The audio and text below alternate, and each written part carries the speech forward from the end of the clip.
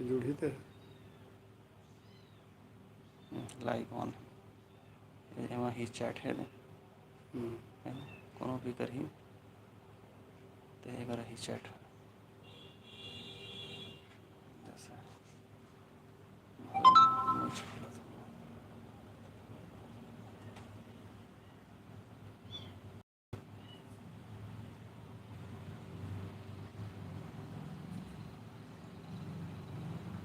खोलो email link में खोलो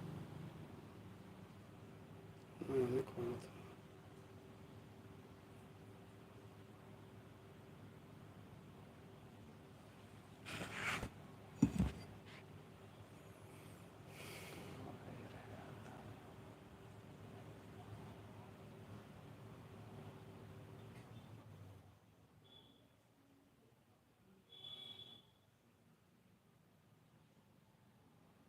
लाइव है ना लाइव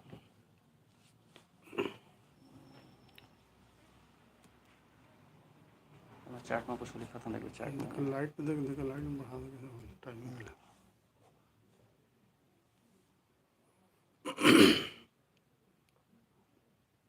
मैसेज करा था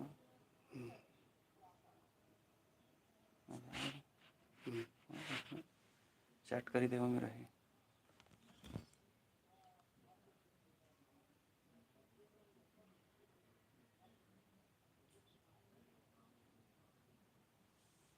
और 55 हो गए।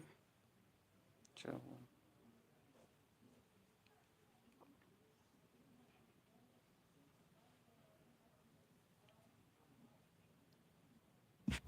ब्राइटनेस तो बढ़ा देता हूँ दिमाग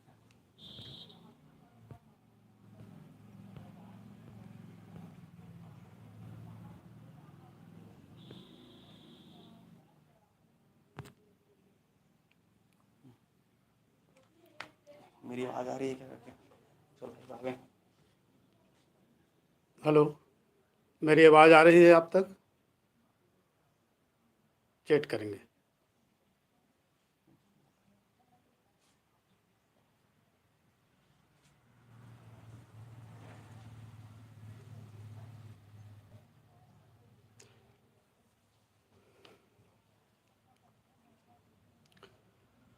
आइए, विरासत छंद महालय के इस पावन पटल से मैं आप सभी का हार्दिक अभिनंदन करता हूँ।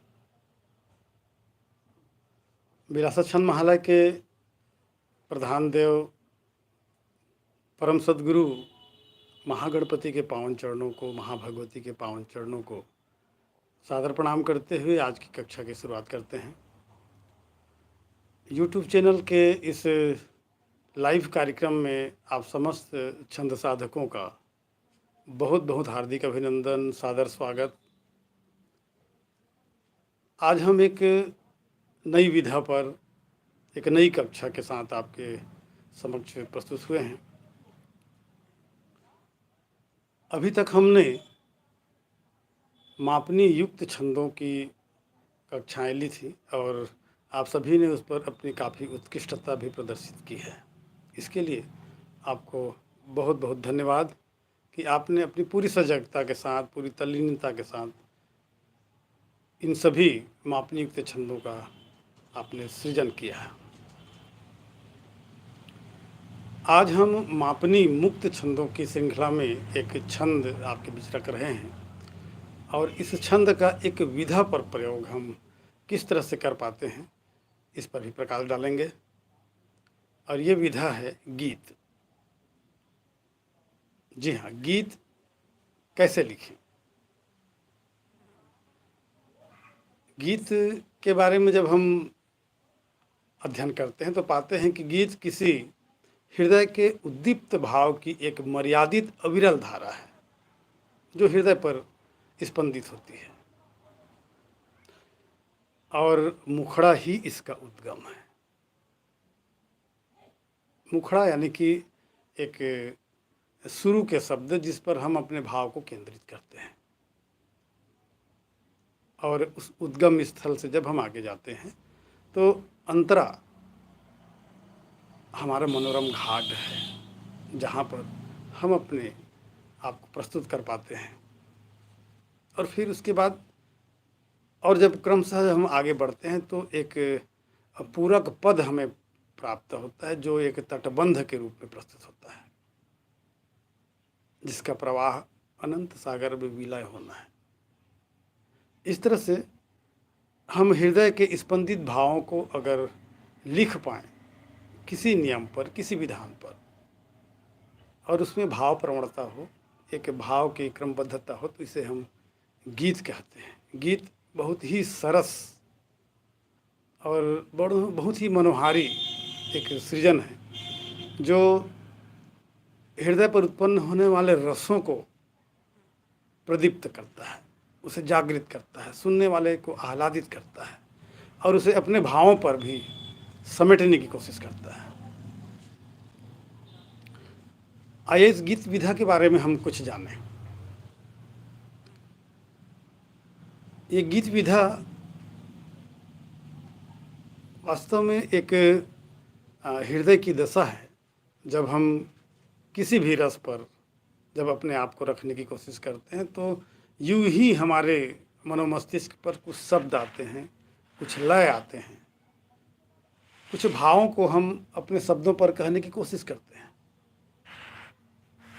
तो जो पहली पंक्ति जो हम लिखते हैं,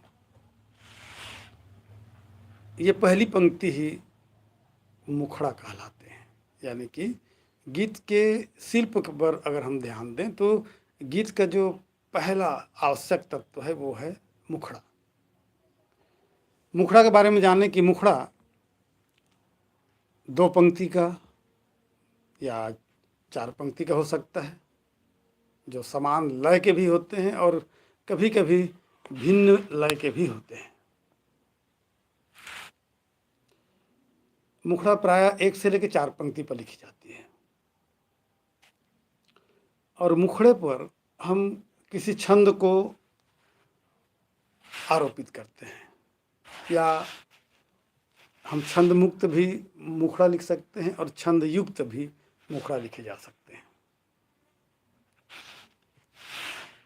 मुखड़े की पहली पंक्ति को जब हम सोचते हैं कि इस पर लिखे क्या जाए, तो हमारे जो मन पर जो भाव आते हैं उन भाव, ये प्रथम पंक्ति है। और इसकी जो दूसरी जो पंक्ति है, ये इसका नाम है टेक। जी हाँ, दूसरी पंक्ति पर जब हम अपने भाव सृजन को ले जाते हैं तो ये दूसरी पंक्ति हमारे लिए काफ़ी महत्वपूर्ण है। इस तरह से पहली पंक्ति जिसे हम और दूसरी पंक्ति, ये दोनों ही ध्रुव पंक्ति के नाम से जाने जाते हैं। इसे ही हम ध्रुव पंक्ति कहते हैं। और जब मुखड़े की इस दूसरी पंक्ति से जब हम आगे अपने भावों को ले जाते हैं तो एक क्रम बनता है जिसे हम कहते हैं अंतरा।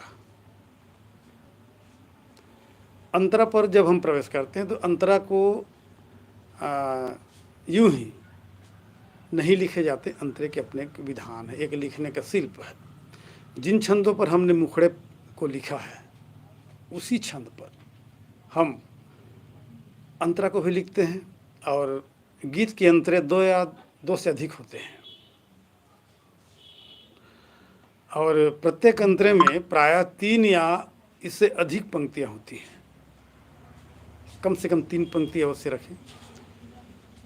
2 पंक्ति जो हम लिखते हैं, ये दोनों पंक्तियां एक प्राथमिक पंक्ति होती हैं और इसके पश्चात जो हम तीसरी पंक्ति लिखते हैं, ये तीसरी पंक्ति जिसका नाम हमने विधान पर पढ़ा है, इसे हम पूरक पंक्ति कहते हैं।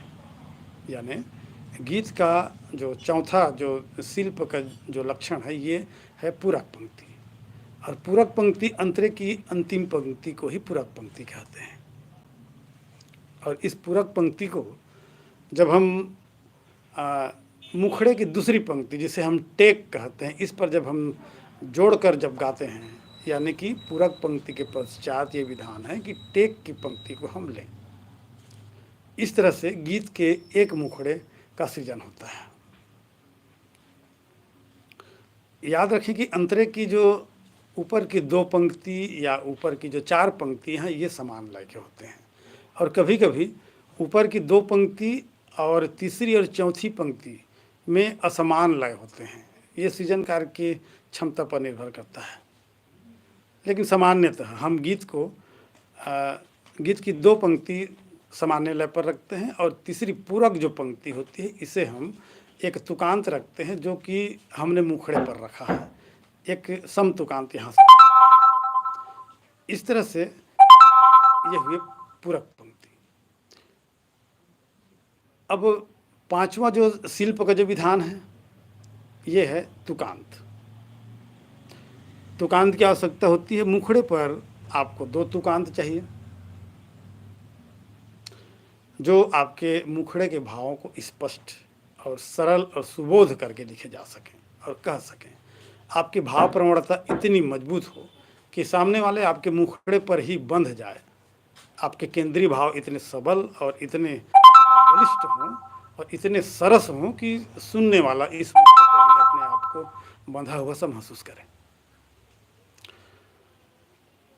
गीत के तुकांत के लिए हम प्रायः मुखड़े पर 2 तुकांत रखते हैं, और जब अंतरे पर जब आते हैं तो अंतरे की प्रथम 2 पंक्ति, जिसे हम प्राथमिक पंक्ति कहते हैं, इसके अपने एक तुकांत होते हैं। इन 2 पंक्तियों के अलग से तुकांत होते हैं, लेकिन पूरक पंक्ति का जो तुकांत है ये ऊपर के मुखड़े पर जो हमने जो तुकांत रखा है उसके तुकांत से मिलता जुलता होता है, या मुखड़े के तुकांत से हम पूरक पंक्ति के तुकांत को मिलाते हैं। और इस तरह से जो ये क्रम निर्धारित होता है, अगर इसका अनुपालन अगर हम सभी अंतरों पर अगर करें तो एक गीत की शक्ल तैयार होती है। और गीत पर याद रखें, कम से कम 2 अंतरे, 3 अंतरे, 5 अंतरे, ये इसकी निश्चित सीमा नहीं है, लेकिन जहाँ तक हमने पढ़ा है और देखा है कि गीत के अंतरे प्रायः विषम संख्या पर हो। अगर हम 3 अंतरे लिखते हैं तो उसे एक संपूर्ण गीत की संज्ञा दी जाती है। गीत का 6वां शिल्प का लक्षण है लयात्मकता। गीत में लय ये आवश्यक है, और सामान्यतः गीत के सभी पंक्तियों के लय समान होते हैं, लेकिन कुछ गीत की पंक्तियों के लय भिन्न भी होते हैं और उसे उस भिन्नता पूर्वक ही उसका गायन किया जाता है। और प्रत्येक स्थिति में मुखड़ा और एक अंतरे में जो लयात्मक पंक्तियों का जो क्रम होता है वो आगे के सभी अंतरों में ज्यों का त्यों दोहराया जाता है। लय को जिस छंद के द्वारा निर्धारित किया जाता है उसे हम आधार छंद कहते हैं। जी हाँ, जैसे आज का आधार छंद, चूँकि आज विशेष कक्षा पर हम गीतों की कक्षा ले रहे हैं, तो इसका एक आधार छंद हमने तय किया है, सार छंद। सार छंद, आइए सार छंद के बारे में जानें। फिर उसके बाद सार छंद पर एक रचित गीत आपके बीच रखूंगा और संपूर्ण गीतों का एक शास्त्रीय विवेचन आपके बीच भी प्रस्तुत करूंगा। आज के गीत का आधार छंद है सार छंद। सार छंद के बारे में जानें कि सार छंद एक सममात्रिक छंद है और यह एक मापनी मुक्त छंद है।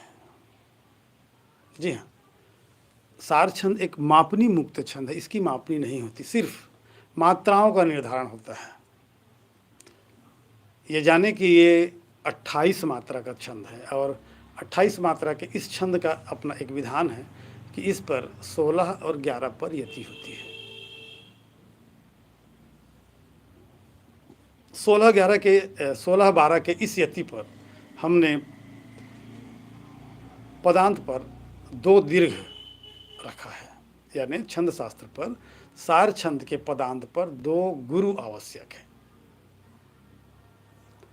इस 2 गुरु को आप 2 गुरु ही रखें, लघु नहीं रखेंगे। अगर हम इसका लघु अगर रखते हैं, मान लीजिए 1 1 2 रखते हैं, तो इसकी जो बनावट है वो हमें कुछ अलग ही दिखाई देते हैं, ये परिवर्तित नज़र आते हैं। अगर 2 1 1 रखें तो भी विधान से हम बाहर जाते हैं। इसलिए याद रखें कि सार छंद की इस मापनी पर, सार छंद के इस लय पर आपके पदांत होंगे 2 गुरु। और जब हम गीतों की बात करते हैं तो इस तरह से जो छंद हैं जो 16 मात्रा से रचे जाते हैं, चूँकि इसकी लंबाई सामान्य छंदों से कुछ अधिक होती है, इसलिए ये गीत के लिए बहुत ही सटीक होते हैं।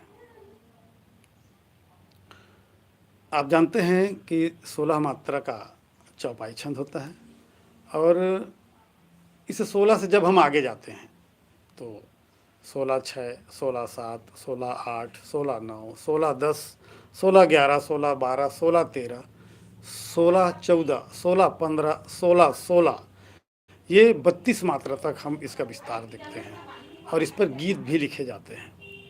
तो इसी क्रम में आइए आज हम 16 12 इस सार छंद पर अपना एक गीत मैं आपके बीच रखता हूँ। गीत को मैं आपके बीच वाचन करके सुनाता हूँ, फिर इसके लय पर हम बात करेंगे और फिर इसका शास्त्रीय विवेचन भी करते हैं। गीत के मुखड़े हैं। गीत के मुखड़े सुने। बीते क्षण को भूल चलो नर, बीते क्षण को भूल चलो नर, वर्तमान में जीना। बीते क्षण को भूल चलो नर, वर्तमान में जीना। कल की चिंता ने ही तेरा सारा सुख है छीना। ये 2 पंक्ति मुखड़े। उसके बाद पहली पंक्ति, अगर चाहें तो आप नोट कर लें। पहला अंतरा मैंने लिखा है कि जहाँ हानि अपमान हुआ था, जहाँ हानि अपमान हुआ था, मन से मलिनता त्यागो। अंतरे की पहली पंक्ति है, जहाँ हानि अपमान हुआ था, मन से मलिनता त्यागो। हर्ष विषादी सभी भावना, तज कर अब मन जागो। पूरक पंक्ति है, सदा सुखी आनंद मनाओ, सदा सुखी आनंद मनाओ, कोई रहे महीना। फिर उसके बाद टेक पर जाते हैं, कल की चिंता ने ही तेरा सारा सुख है छीना। ये पहला अंतरा। अब इसके बाद आते हैं दूसरे अंतरे पर।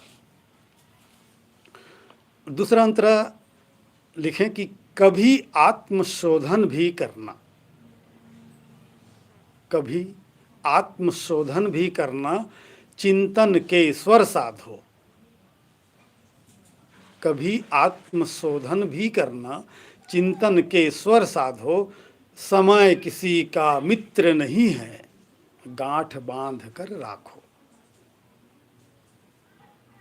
फिर से ऊपर की 2 पंक्ति पढ़ रहा हूं। कभी आत्मशोधन भी करना, चिंतन के स्वर साधो। समय किसी का मित्र नहीं है, गांठ बांध कर राखो। पूरक पंक्ति पर आते हैं कि मुट्ठी में निज भाग्य समेटो, मुट्ठी में निज भाग्य समेटो, तान चलो फिर सीना। फिर आते हैं टेक पर, कल की चिंता ने ही तेरा सारा सुख है छीना। इस तरह से दूसरा अंतरा हुआ। आपके बीच तीसरा अंतरा रखता हूं। तीसरे अंतरे की पहली पंक्ति, कल की बातें सोच सोच कर आज दुखी मत होना। कल की बातें सोच सोच कर आज दुखी मत होना, पर के सुख पर जलना छोड़ो, तज अतीत पर रोना। दोनों पंक्ति फिर दोहरा रहा हूं। कल की बातें सोच सोच कर आज दुखी मत होना, पर के सुख पर जलना छोड़ो, तज अतीत पर रोना। पूरक पंक्ति पर आते हैं, कल के लिए बहाना सीखो, कल के लिए बहाना सीखो, बंदे आज पसीना। फिर टेक पर आते हैं, कल की चिंता ने ही तेरा सारा सुख है छीना। ये एक संपूर्ण गीत है। अब आइए इस गीत का एक शास्त्रीय विवेचन आपके बीच प्रस्तुत करता हूं कि वास्तव में ये गीत क्यों है, ये कौन सा गीत है, किस छंद का गीत है, इसके मूल भाव क्या हैं। आपने सुना ये गीत सार छंद युक्त एक गीत है। सार छंद जो कि 16-12 यति पर लिखे जाते हैं, जिसका पदांत हमेशा 2 दीर्घ होते हैं, यानी 2 गुरु। इसके मुखड़ा जाने, मुखड़ा है कि बीते क्षण को भूल चलो नर वर्तमान में जीना, कल की चिंता ने ही तेरा सारा सुख है छीना। ये आपके मुखड़े, 2 पंक्ति का यह मुखड़ा। ऊपर की पंक्ति मुखड़े की पंक्ति है, नीचे की पंक्ति टेक, इसका नाम दिया गया है टेक। पहले अंतरे पर प्रस्तुत होते हैं।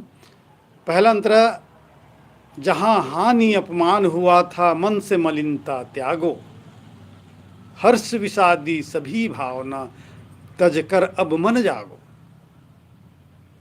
सदा सुखी आनंद मनाओ कोई रहे महीना, कल की चिंता ने ही तेरा सारा सुख है छीना। ये दूसरा अंतरा। आइए अब इस छंद और इस गीत में जो विधान जो रखे गए हैं इसको जाने। बीते क्षण को भूल चलो नर, ये यति के पहले 16 मात्रा। वर्तमान में जीना, ये 12 मात्रा। और पदांत पर जीना 2 गुरु, ये रखे गए हैं। कल की चिंता ने ही तेरा, ये 16 मात्रा। सारा सुख है छीना, ये 12 मात्रा। छीना आपका 2 गुरु युक्त शब्द है। गीत लिखने का एक बहुत ही सरल विधान जान लें।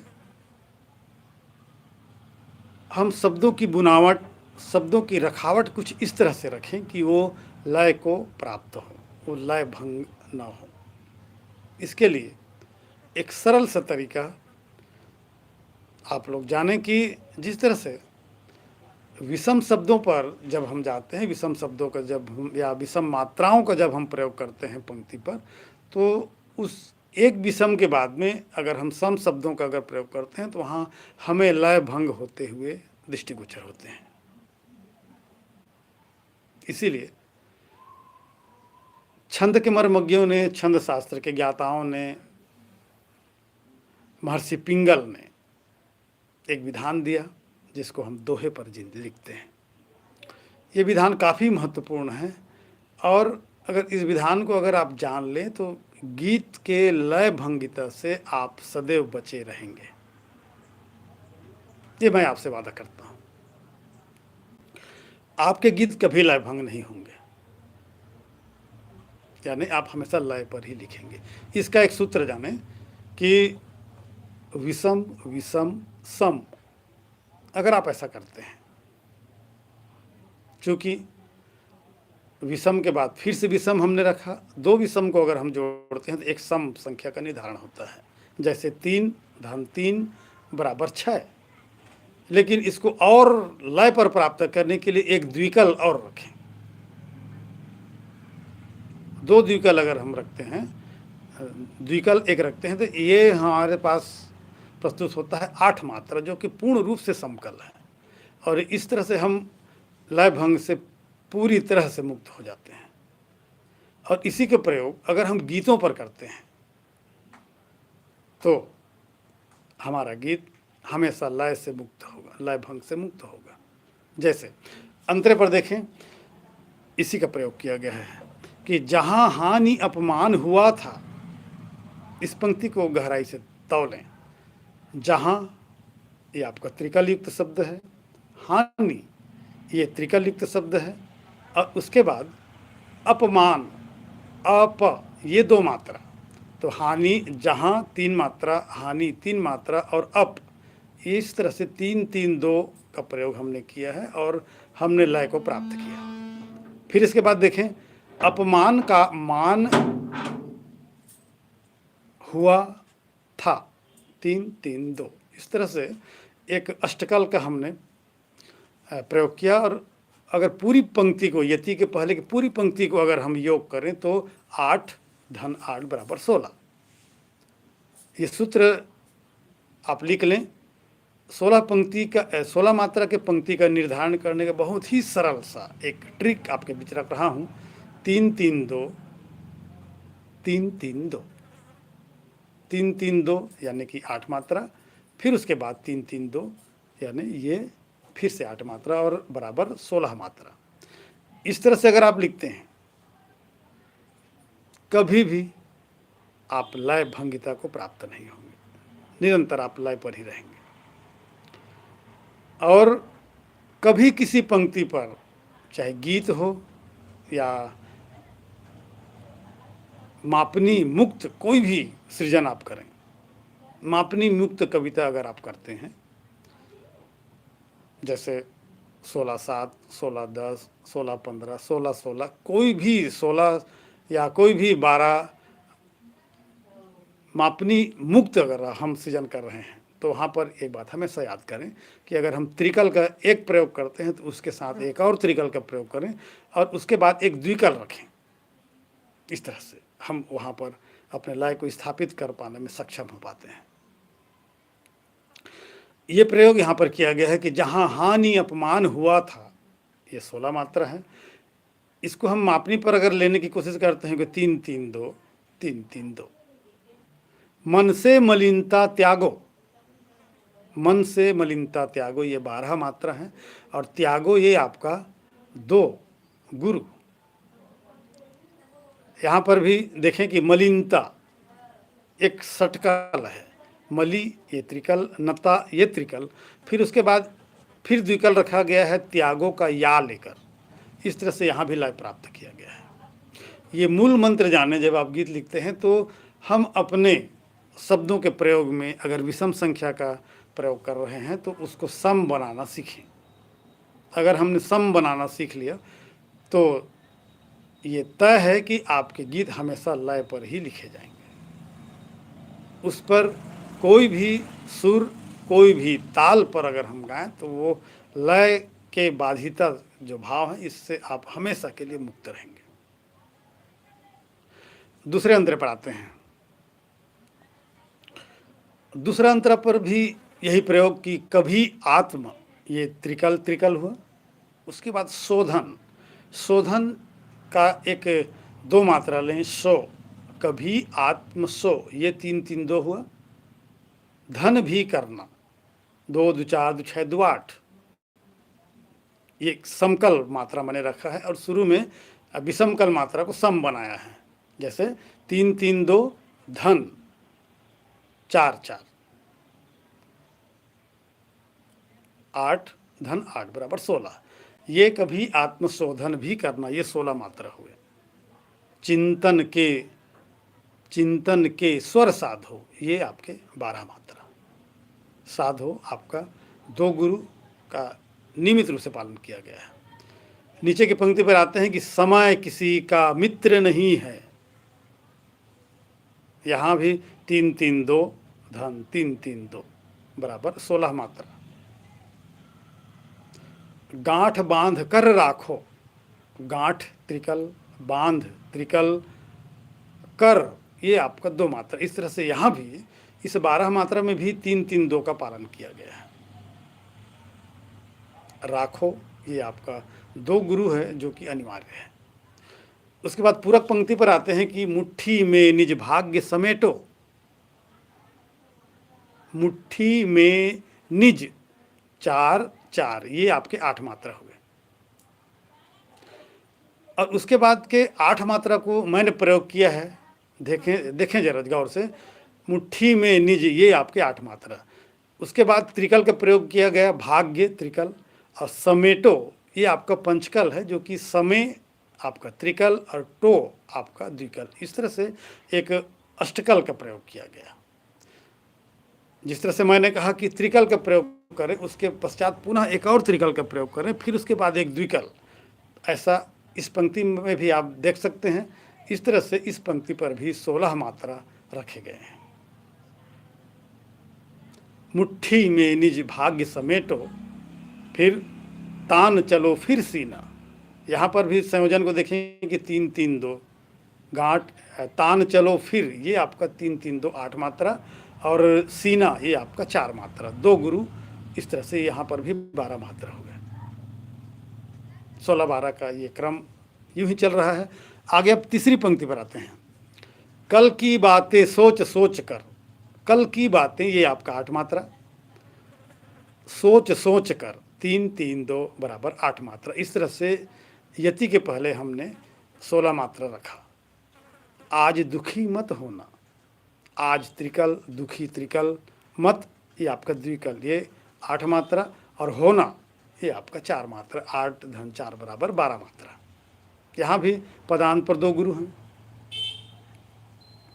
नीचे की पंक्ति पर आते हैं। पर के सुख पर जलना छोड़ो, ये पूरे समकल मात्राओं पर लिखी गई पंक्ति है। पर के सुख पर ये आपका 4 धन 4 8 मात्रा, और जलना छोड़ो ये आपका 8 मात्रा। इस तरह से पूरा ये समकल युक्त पंक्ति है, जो जिसका मान है 16 मात्रा। बंदे कल के लिए बहाना सीखो, बंदे आज पसीना। बंदे ये आपका चौकल, आज और पसी ये आपका 3 3, और ना आपका 2 मात्रा। इस तरह से यहाँ इस पंक्ति पर 12 मात्रा को मैंने रखा है, और इसके पदांत पर भी 2 गुरु का पालन किया गया है। अब आइए इसकी गीता देखते हैं। मुझे लगता है कि आप गीत के इस विधान को समझ रहे हैं। अगर आप समझ रहे हैं तो कमेंट्स बॉक्स पर लिखें। अगर आपको कोई दिक्कत आ रही है तो भी आप मुझे सूचित करेंगे। देखिए, गीत एक लयात्मक पंक्ति होती है, जिस पर लय हो, जिस पर स्वर हो, जिस पर संगीत हो, जिस पर प्रवाह हो, यह आवश्यक है। और गीतों के इस क्रम को जब हम देखते हैं तो 2 बिंदु जो मुझे आपको विशेष तौर से कहने हैं, ये आवश्यक है, इसे भी जान लें। गीत आप कुछ भी लिखें, गीत आप कुछ भी लिखें, भाव प्रधान हो, भाव की प्रवणता हो, भाव की प्रबलता हो। आप किसी निश्चित बिंदु पर, निश्चित केंद्र पर अपने मुखड़े को लिखें, और इसी भाव पर लिखी गई जो पंक्ति है, इसी का एक अंतरे पर लिखना इसका विस्तार है। अगर हमने गीत की पंक्ति लिखी, गीत की पंक्ति आप यूं ही जल्दी नहीं लिखें, ये काफ़ी सोच विचार कर लिखने की पंक्ति है, क्योंकि ये पंक्ति हमारा आधार है। जिस तरह से हम किसी व्यक्ति को तब तक नहीं पहचान सकते जब तक हम उसके मुखड़े का दर्शन नहीं करते। अगर किसी व्यक्ति को सर से विहीन कर दिया जाए और कहा जाए कि ये कौन है, तो आप नहीं पहचान पाएंगे, या कोई नहीं पहचान सकता। लेकिन सर से नीचे को अगर फेंक दिया जाए और सिर्फ सर को ही कहा जाए, तो आप पहचान लेंगे कि ये फलां है। मुझे लगता है कि मुखड़ा, जहाँ हमें संपूर्ण गीतों का भाव अगर हम रख पाते हैं, तो हमारे गीत का वह मुखड़ा होना चाहिए कि गीत के मुखड़ा सुनते ही लोग उनके मुख से बाहर निकलना चाहिए। हम जो कहना चाहते हैं उसका संपूर्ण संदेश गीत के इस मुखड़े पर हो। चूँकि इसे हम ध्रुव पंक्ति कहते हैं, आप जानते हैं कि आकाश गंगा पर ध्रुव का अपना एक वर्चस्व है, उसका एक प्रमुख स्थान है।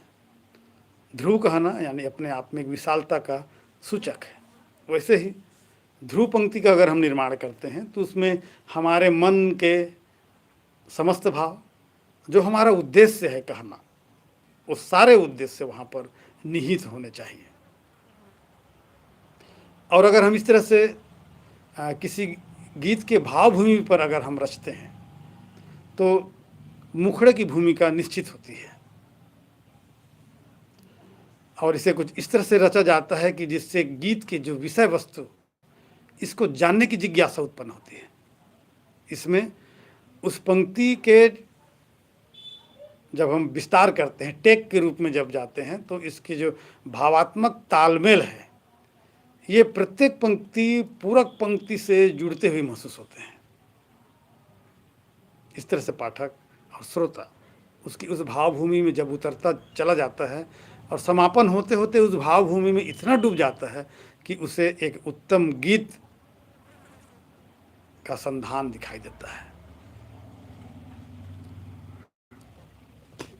एक और विशेष बात कि गीतों का एक निश्चित मापदंड है, उसमें गीतों में लालित्य होना आवश्यक है। गीतों का लालित्य, ये इसके गुण हैं कि गीत में एक सटीक उपमान हो, आपके कहने के तरीके इतने सटीक हों, आपकी उपमाएं इतने एक नए रूप पर हो, भाव के अनुरूप हों, और शब्दों के संयोजन कुछ इस तरह से बुनावट रखी जाए। कहीं कहीं अगर आप चाहें तो लोकोक्ति का प्रयोग कर सकते हैं, मुहावरे का प्रयोग कर सकते हैं, जो भी आपको रुचिकर लगता है इसका प्रयोग अगर आप करते हैं तो यही उस काव्य में विशेष लालित्य पैदा करते हैं। और अगर हम नए प्रतीक या नए बिंब योजनाओं के प्रयोग से अगर गीत का लालित्य बढ़ाना चाहते हैं तो ये उसकी श्रेष्ठता में और चार चांद लगाते हैं। ध्यान रहे कि नवीनता के इस संवरण में गीत की भाव प्रवणता बाधित नहीं होनी चाहिए। गीत के अपने प्राण हैं, इस प्राण की रक्षा करने का दायित्व उस सृजनकार का होता है। आइए अब गीत के लय पर आते हैं। जो गीत मैंने आपके बीच रखा, इसका एक लय मैंने बनाया है, इसे मैं अपने ढंग से गाने की कोशिश करता हूँ। 16-12 के इस मुक्त, इस छंद मुक्त इस गीत पर कुछ लय बांधते हैं अपने तरीके से। हर सृजनकार के अपने एक लय होते हैं, एक मौलिक धुन होती है। उस मौलिक धुन पर जब हम इसको लिखने की चेष्टा करते हैं और लिखते जाते हैं तो कुछ देर के बाद एक शक्ल तैयार होती है जिसको हम गीत कहते हैं। यहाँ हम अपने मन के समस्त भाव को रखते हैं। मैंने रखा है कि बीते क्षण को भूल चलो, नर वर्तमान में जीना, कल की चिंता ने ही तेरा सारा सुख है छीना। इसका मूल केंद्र समझे कि मैं कहना क्या चाहता हूँ इसके माध्यम से, ये आवश्यक है। इस गीत को लिखने का उद्देश्य क्या है? मेरे कहने का भाव यह है कि समय इसका मूल है। इस गीत की रचना का केंद्र बिंदु समय है कि हम अधिकतर देखते हैं कि हम बीते समय पर ही अपने आप को रखते हैं और काफ़ी क्लांत भाव पर होते हैं। बीते समय का रोना, हम जिससे भी मिलते हैं हम रोते हैं। हमें ये नहीं लगता कि हम वर्तमान को कैसे जिए। हम बीते समय को लेकर आज के वर्तमान को भी नष्ट करते हैं। ये इसका मूल भाव है। बीते क्षण को भूल चलो नर वर्तमान में जीना, उसको भूलिए। अब वर्तमान है, इस वर्तमान को अभी को जीना, यही जीने का तरीका है। और कभी कहता है कि कल की चिंता ने ही तेरा सारा सुख है छीना। आज के उस परम सुख से अगर आप वंचित हो रहे हो, इसका एक मूल कारण है कि आप बीते समय, आप बीते अतीत पर जीते हो। वर्तमान को जीना सीखें और यही जीवन है। बीत गया, उसको आपने जी लिया, अब वो मृत प्राय है। अगर उसको आप स्मरण करते भी हैं तो उससे कुछ प्रेरक बातें अपने जीवन में, उपयोगी बातें रखें। और जहाँ विषाद की बातें हैं, जहाँ हतोत्साहित की बातें हैं, उन सारे क्षणों को विस्मृत करें, उसको भूल ही जाएं, क्योंकि ये आपके वर्तमान को नष्ट करने वाले हैं। इन्हीं भावों को रखकर मैंने इस मुखड़े का सृजन किया है कि बीते क्षण को भूल चलो नर, बीते क्षण को भूल चलो नर, वर्तमान में जीना, कल की चिंता ने ही तेरा सारा सुख है छीना। बीते क्षण को भूल चलो नर। ये इसके मुखड़े। अब आइए अंतरे पर प्रवेश करते हैं। जहाँ हानि अपमान हुआ था, मन से मलिनता त्यागो, हर्ष विषादी सभी भावना, तज कर अब मन जागो, सदा सुखी आनंद मनाओ, कोई रहे महीना।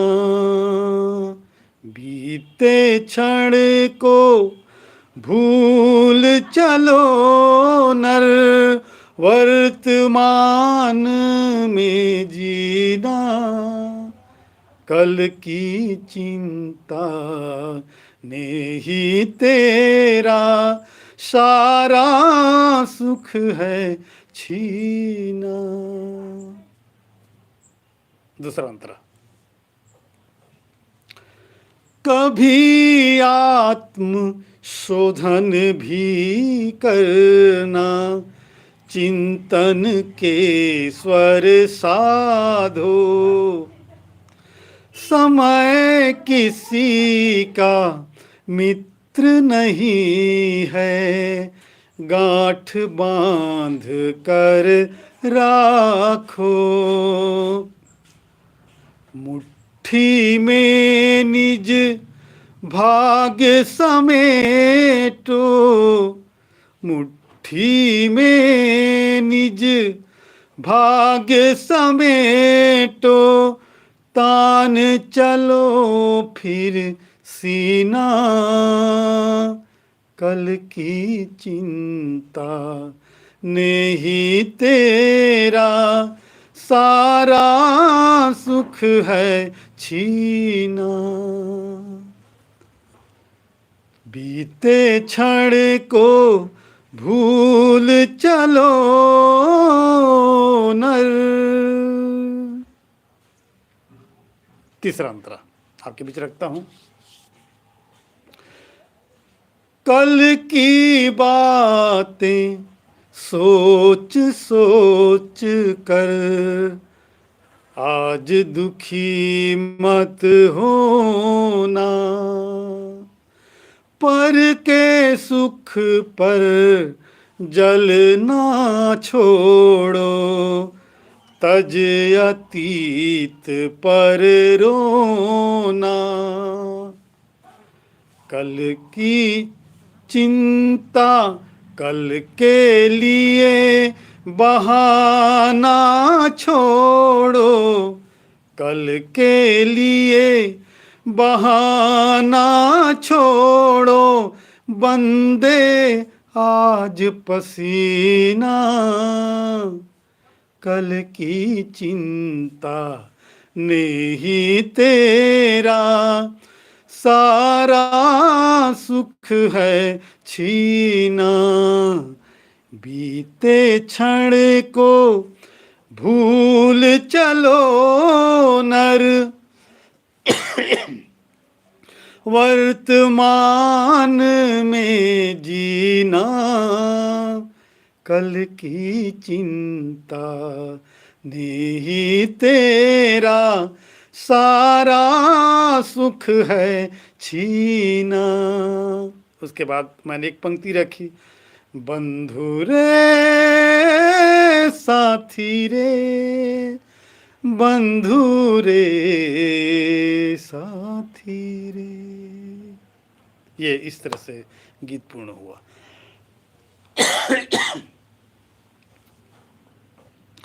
मुझे लगता है आपने गीतों के इस विधान को समझा है। अगर इसके बावजूद भी कहीं आपको लगता है कि आपके जहन में कुछ और बातें हैं, अगर विधानों के बारे में भी अगर आप कुछ कहना चाहते हैं, कुछ बोलना चाहते हैं, तो आप निश्चित रूप से कमेंट्स करें और कक्षा पर भी इन प्रश्नों के उत्तर दिए जा सकते हैं।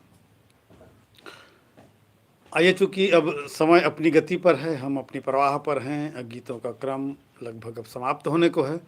आज की इस कक्षा में आपने गीत विधान पर कुछ बातें सुनी, जिसका आधार छंद सार था। सार छंद के बारे में भी बताना आपको आवश्यक था कि सार छंद एक 28 मात्रा का छंद है जो 16-12 यति पर लिखा जाता है, जिसके पदांत पर 2 गुरु अनिवार्य हैं। और सार छंद युक्त गीत आपके बीच मैंने रखा, और मुझे लगता है कि आने वाली कक्षाओं पर आपको और बहुत सारे गीत के छंद, जो गेय छंद हैं, जिन पर हमेशा गीत लिखने के क्रम बने हुए होते हैं, इन सारे क्रमों को आप लिखेंगे। और मैं चाहता हूं कि आप एक उत्कृष्ट गीतकार बने, छंद युक्त गीतकार। जब हम छंदों पर लिखते हैं तो छंदों की अपनी एक मर्यादा है कि उस पर एक विधान होते हैं। इन विधानों को अगर हम जीते हैं और उस पर हम अपने भावों को अगर निरूपित करते हैं, तो हमारा व्यक्तित्व एक श्रेष्ठ गीतकार, छंद गीतकार के रूप में उभर कर पटल पर आता है। मैं चाहूँगा कि आप श्रेष्ठ छंद गीतकार बने और छंदों की इस विरासत को आगे ले जाएं, गीतों की ये विरासत को आगे ले जाएं, और आपके हृदय के अंतरतम में उपजने वाले उन समस्त भावों को एक विधान मिले, गीत का विधान। आप सभी ने आज की कक्षा में अपनी उपस्थिति दी, इसके लिए मैं आप सभी को बहुत बहुत धन्यवाद ज्ञापित करता हूँ। आपका बहुत बहुत अभिनंदन, सादर धन्यवाद।